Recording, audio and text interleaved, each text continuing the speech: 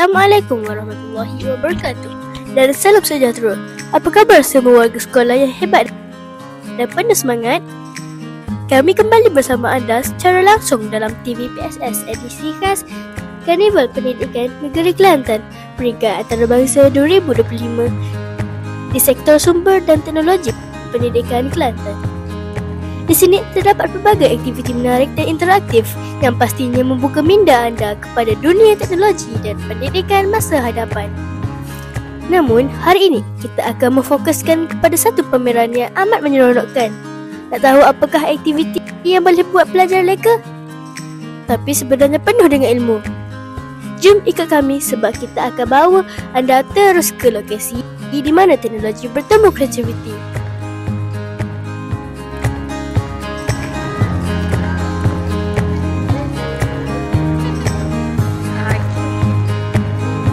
Ni dia kawan-kawan, kita dah sampai di bilik pameran yang kita akan jelajahi. Jom ikut saya masuk ke dalam dan tengok apa yang menarik sangat di sini.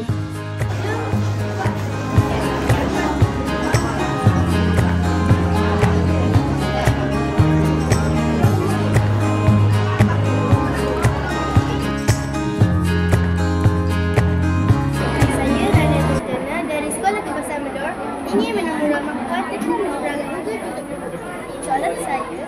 Boleh cikgu perkenalkan diri dan sekolah tuan? Okey, saya adalah Cikgu Zulani binti Zakaria dari Sekolah Kebangsaan Dato' Abdul Hamid II, Pasir Mas, Kelantan, seorang GPGD Google. Soalan kedua, apakah maksud map perangai Google dan kenapa aktiviti ini dipilih untuk karnival?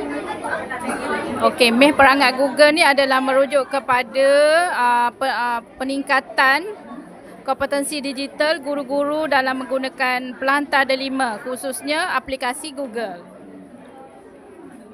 Soalan ketiga, apa kelebihan utama menggunakan alat Google seperti Google Classroom, Forms atau Slide dalam PDPC?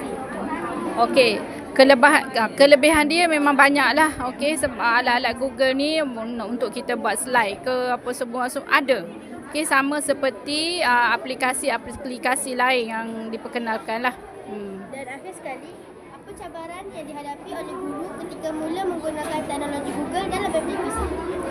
Cabaran utama adalah guru kurang pendedahan berkenaan dengan alat-alatan Google dan merasakan yang bahawa nak guna dia susah. Sebenarnya maksudnya tidak susah lah. Okey, boleh digunakan.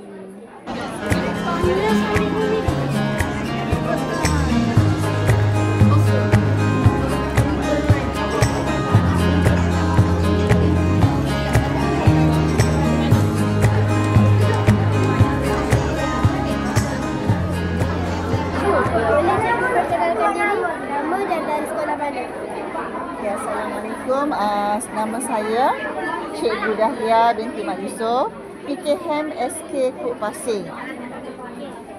Laila, apa pendapat cikgu tentang Facebook AI dan map perangai Google untuk cikgu lihat yang cikgu lihat tadi?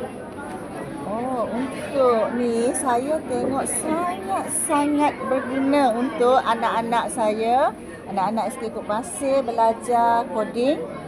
Dan coding ni adalah sekarang telah menjadi satu aktiviti bagi STEM di sekolah kami.